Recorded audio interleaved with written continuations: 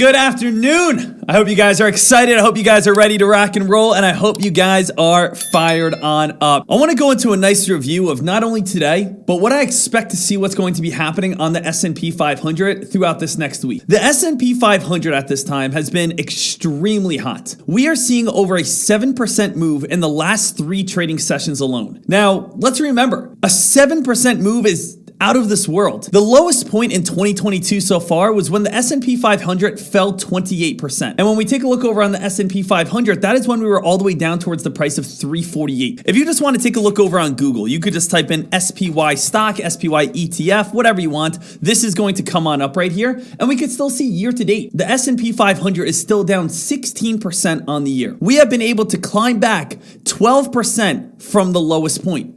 And to do 7% of that in the matter of a few days is absolutely insane, absolutely wild to think about. Now, the S&P 500 is extremely hot. And while it is extremely hot, we need to remember the harder something spikes, the harder it falls back on down. And that's what's so great about the S&P 500 and why the S&P 500 is so consistent. Let's take a look back in 2021 here for a moment. In 2021, what can you guys see? Well, let's just take a quick little screenshot of why this climb last year was just so great. It's because when you have very slow and steady spikes, you have very slow and steady falls. When you have slow and steady rising, you have slow and steady fading. And the ultimate play, the best way to be able to see an investment move is the slow and steady. I know as an investor, we love to see straight up because we want to make as much money as we can. But what do you think straight up leads to? Straight up leads to straight back on down. And if we take a look at, let's say, penny stocks, for example, HKD, you go straight up, you go straight back on down. Take a look over on MEGL. You go straight up, you go straight back on down. Let's take a look at cryptocurrencies for a second, and let's take a look over on Bitcoin. And we can see how Bitcoin's price can show us the same exact idea. When we just go to all, and we take a look at Bitcoin's price, what happened here? We went straight up, straight back down, straight up, straight back on down. So with every reaction in the stock market, we have an opposite reaction. Now, when we take a look over on the S&P 500 throughout 2022, we can tell there's a massive difference between 2022 right here, and if we scroll on back to 2021, look how much smaller our spikes are, which is why we have so much smaller drops. It's a lot more consistent without as much craziness. 2022, look at this, guys. We have massive collapse to massive spike, massive collapse to massive spike, very strong drop, very strong rise, very strong drop. You could see it's a lot more wavy. If we think about this as an ocean, we have a very calm ocean and we have basically hurricane season in the ocean. This gets me thinking here. And this gets me saying, okay, let me look at the past. Let me see if I can compare anything that looks like this, where we essentially go from 375 all the way up to 400. When was the last time we went on about a $25 rip? And what happened after that $25 rip? A few weeks ago, we had very big spike, very big spike, very big spike. And that led to a very hard drop off. Same as that right here, right? 4 days in a row. Very big spike, very big spike, very big spike. And that led to a extremely hard drop off. You can take a look like back here. Very hard spike, couple days of consolidating, and then a very hard sell off. And that's kind of the common trend we have here. And you could see it throughout of all 2022. It's not like previous years. And that's why this year has been so great at times, but also so devastating at times, because it's a lot more volatile. So many traders have their emotions mixed. We're happy one day and we're completely fearful the next day. We want to give all the money into the market, put it in there so we can make as much trying to buy the bottom. But then there's also times that we have to say to ourselves, oh, yikes, this could come crashing on down. So what are my current thoughts at this time? Well, the S&P 500 moving about 7% in the last 3 trading sessions. We already said that's pretty wild, as when we think about it, it was 11 months of falling before we fell 28%. And now to basically be able to make back 1/4 of that within the matter of 3 days is insane. $400 is going to be a very strong resistance line. And we just came up to $400. So what do I think is going to happen?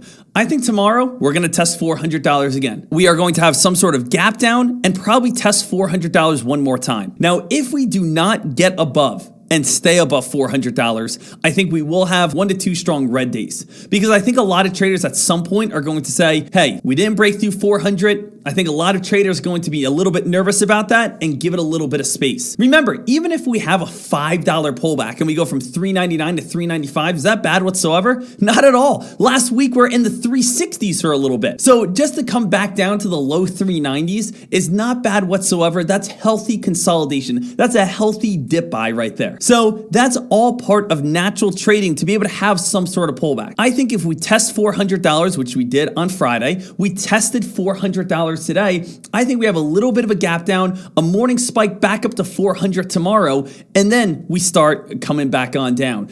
We must stay above 400 if you want it to get above 400. Now today, I was able to make a nice put contract over on the S&P 500, and I did it a couple different areas. What I really have learned to love over on the S&P 500 is if you become a great trend line reader, if you can figure out where trend lines are, you guys are going to be able to make a massive amount of money. What were the 2 areas that I made the most amount of cash today? When this trend line cracked and we went from bullishness to bearishness. And also, let's go back to our 1 minute time frame and we can scroll on back, and where was my other entry today? This trend line. And the moment we went to bullishness, cracked it, and we got the dump, that's where we had our bearishness. I have learned that the S&P 500 loves to be able to move on trend lines. And if you just spot out, hey, we're bullish right here, the moment we go to bearish, that's where you can do a put contract. Same exact thing as we showed you guys here. We have our bullishness. The moment we go from bullishness to bearishness, that's where you can do a nice put contract. And that's where you're able to consistently make money. Today, remember, I didn't have a lot of funds that I was trading, but I was still able to make $405 on my trades. This is my P&L from today. November 14th, you can see right here, November 14th, $405. Not too bad, not too shabby. Being able to keep this as my 3rd day in a row of profiting, and every single trade that I've made so far was profitable. And as you can see, these are all doing puts. Put contract, put contract, put contract, put contract. Here I did a couple quick calls, but put contract, and these put contracts happened from cracks of the trend line. Now, take a look at the S&P 500. Why did we do a put contract when we started cracking this trend line? And ultimately, we actually started getting in up near 400. You must remember, every $100 increment is going to be an extremely tough area in the stock market. If we go from the price of 99 cents to $1 in penny stocks, isn't $1 a very strong resistance line? And because it's a psychologically very tough number to get above. When we go from the price of $9.99 to $10 per share, we always know that's a very strong resistance line. It's a very strong support line because it's the next whole number. We're going from single digits to double digits. You may have noticed in the past that the number of $100 holds up as a very strong resistance line, and it's tough to get above that. In the S&P 500, this is no different, team. When we come up to $400, an area that we have not been up above in the matter of 2 months or so, there's always going to be resistance at this mark. Just like if we ever came up to 500, it's going to be very, very tough.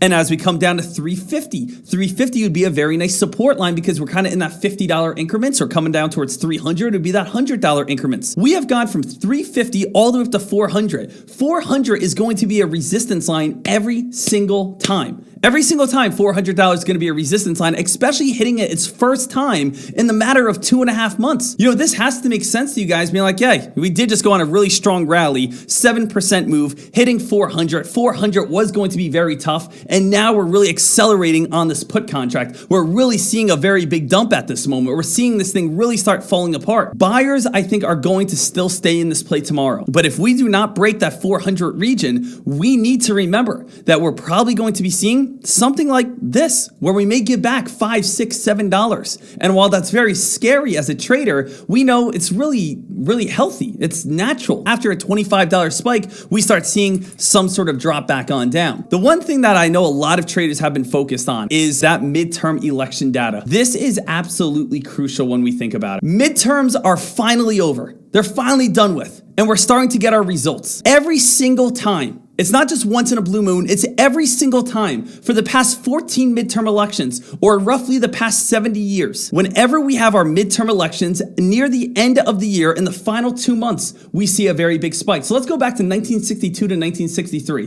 This is as 1963 year is starting to come on in, we have the final few months leading towards a massive spike. So you don't believe me? Let's try 1967, 4 years later. It does the same thing. All right, let's jump another 4 years to 1971. It does the same exact thing. Hey, let's jump ahead to 1975. It does the same exact thing. Let's go to 1991. Does the same exact thing. You can see right here, 1987 does the same exact thing. You can see 1983 does the same exact thing. Let's keep on going with this though. In 1999, it does the same exact thing. Notice right before the end of the year, we have this massive rally. This one was a little bit after, and then 2007, we have this again. So you can see throughout time, this data is amazing because this data right here that's showing what we currently have is matching up pretty well with, of course, the end of the year right now starting to get back up above 400 as we just bounced off the lowest point in 2022. There's a lot of people at this moment that are going to be saying to themselves, hey, Deck, the moment we start breaking 400, I'm ready to buy long and get ready for that Santa rally. Get ready for that end of the year rip and run. Now, I'm going to make this extremely easy for you. Don't buy in right now, as I said. Wait until we get it back above 400. But there's going to be a couple key areas of confidence that you guys are absolutely going to be able to crush it. Let's take a look at the current S&P 500 chart. We want to bring buyers into the market. Deck, I want to be a buyer. I want to go long term. I want to hold on a call for that big rally that you're predicting right here. First things first is, let's get above this blue line of 400. Second, let's get above the 200-day moving average at 406. This 200-day moving average, this red line, once we get above that, that's going to start getting some hype and momentum. And last but not least, let's break the entire downtrend of 2022. That's going to be right here. I'm going to put this into about a dark purple color so you guys can see it even better. And what can we tell? This is going to be right around 412. So each level is going to start gaining more confidence in traders. If we get back above 400, a lot of people are going to be saying to themselves, whew, all right, hey, we're starting to really pick on up. We get back above the 200-day moving average, an area that we have not been above since April. People are going to say, wow, some things are really starting to happen. And if we break the downtrend that has been holding for all of 2022, that's where a lot of people are going to be saying to themselves, we are now bullish. Bullish truly for the first time in 2022. So we are not there yet, but we are getting close. And that is something that you guys should be watching. But what did I talk about in the beginning of this lesson? We have too strong of a spike right now without any sort of pullback. We talked about how every reaction has an opposite reaction. And unfortunately, after going on a 7% spike in the matter of 3 trading sessions, we got to be honest, we're probably going to have 1 or 2 red days first. So please don't take this out of context saying, yeah, Sean Deckmar says that we're going to go all the way up to 480 within the next week. That's not what I'm saying. I'm saying I think things could pick up quick and I think things could pick up fast as we move into the end of November and into the start of December. But at the same time, consolidation will always have to happen, especially after a $25 rip in the matter of 3 trading sessions. We get above 400, watch for a lot of traders start getting excited. We get above the 200-day moving average,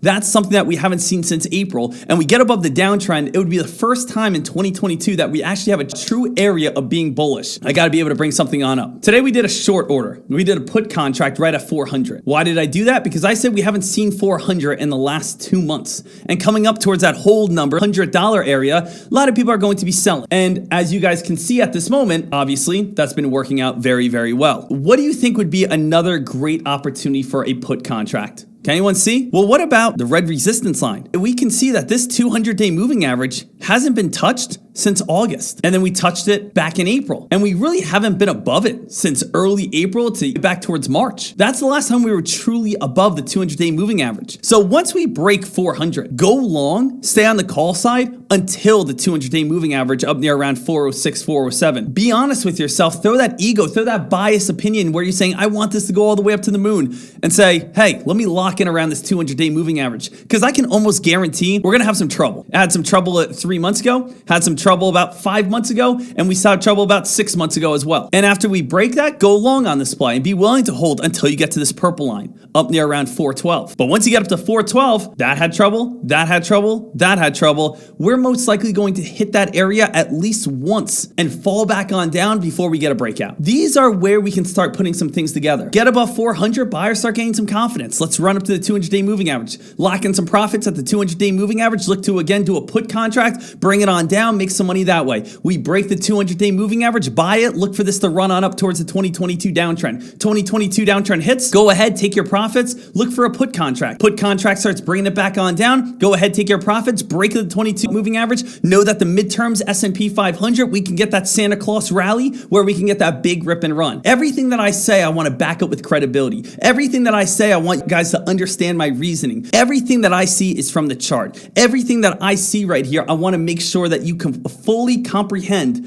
so that you are being the best trader, and part of that is being the most confident trader. So that is where I'm currently looking at with the markets. But we've had 3 green days in a row. 400 is being tested today, came back on down, and I do think we're probably going to test it one more time tomorrow. If we cannot break out tomorrow, I think we're going to have 1 or 2 red days, get a little bit of a pullback before our next leg's on up. But don't go long on a huge call until we start breaking 400, most likely Wednesday or later. Other than that, I would keep doing some put contracts right around 400, or if we have a gap down tomorrow, I do think a possibility of a nice run up back up to 400 could be a great option as well. But I wanted to get every single person prepared for not only this week, but a great idea for what's coming on up over the next month and a half. It's really exciting. I'm really fired up. There's so much opportunity here, and this really all came down from the crack of this trend line, where we were going from bearishness to now going to bullishness. And that's all 2022 has been so far. 2022 has just been trend line breaking.